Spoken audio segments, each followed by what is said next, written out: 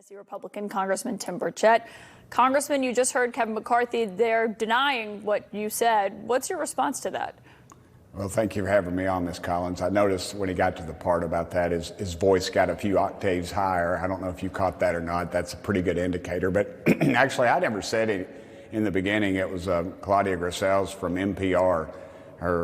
If you follow her on Twitter, C. Grisales, she actually documented the whole series of events pretty well. And I was called by reporters about it when I was on the House floor because I was a little shocked that there wasn't any really reporters around when it happened, just her. And it was in the hallway outside of the Republican conference meeting, and I was standing there, and I got somebody hit me in the back, and I leaned forward a little bit, and she said, "Man, I've been here a long time," or something like that, and I've never seen anything like that. And then I turned to Kevin.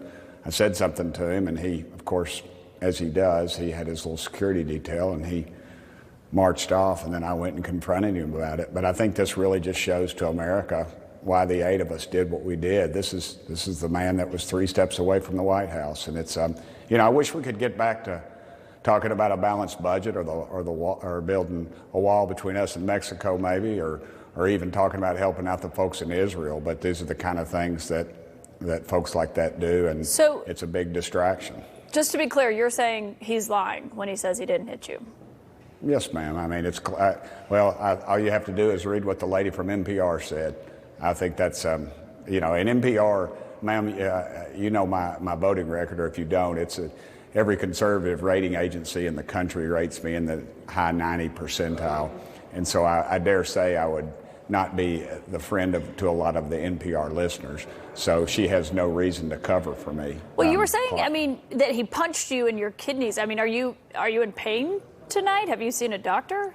No, and it doesn't really matter. That's not the point at all. Even if I was, I wouldn't talk about it. I'm not filing an ethics complaint on him. It's just, it's just a sad asterisk on the end of his career. I mean, you seem to think that this out of control. You seem to think that this. Do you believe this had something to do with the fact that you did vote to oust him as House Speaker? Absolutely, ma'am. There's only 8 of us. There's 435 congressmen.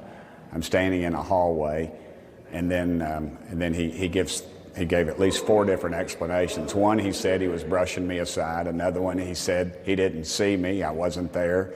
Another one, he said something else. And then the final one, he said if I'd have hit him, he'd have known it, that kind of thing. It's just pathetic is what it is. And like I said, I'm not the one. I haven't commented on it on Twitter. I haven't put it out on my Twitter account. It was done by NPR, the lady at NPR. So I was just I'm answering the questions from the reporters like yourself about it. It was just an unfortunate situation. He said if he had kidney punched someone, they would be on the ground.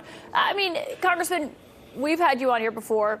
We've talked about what's going on Capitol Hill. Republicans today did not exactly cover themselves in glory between this playing out, what happened with Senator Mullen, what happened with Chairman Comer, calling a fellow congressman a smurf in a hearing.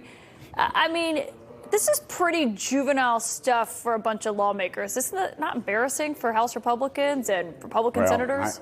I can't speak for the rest of them, and I can't speak for Kevin McCarthy, but I think it's indicative of the type of person that he is and what he's shown. Is, in the past he made fun of me for praying over my decision on what to do about him, and today he walked by, and it was obviously the lady from NPR put it out on Twitter, and I think it had over 4 million views, if you can believe that. That's pretty much viral, I would say. And then, he denied it, but then he said he was going to call me and talk to me about it. Did he call you? Heck no, he didn't call me. You know that. Would you pick up if he did? Oh, absolutely I would. Absolutely I would. It's just disappointing that that's the way he's going to end his career, spiraling out of control. And it's disappointing because we should be dealing with the budget and all these other things that I said that are really in a crisis stage right now. And people like himself, it's all about them and their childish activities. Well, and you're pretty blunt, Congressman. I mean, you often seem to speak your mind, certainly on this program. If he did call you, what would you say to Kevin McCarthy? I forgive him.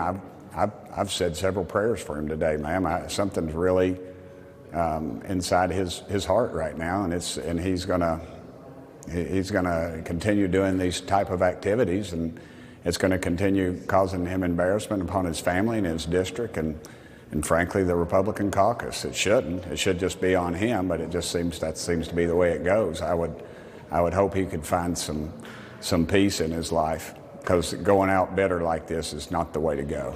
You know, he was 3 steps away from being in the White House, and that's the way he's going out, and that's just a sad commentary on him, nothing else. Congressman Tim Burchett, thank you for your time tonight. Thank you so much for having me on again, ma'am. It's always a pleasure.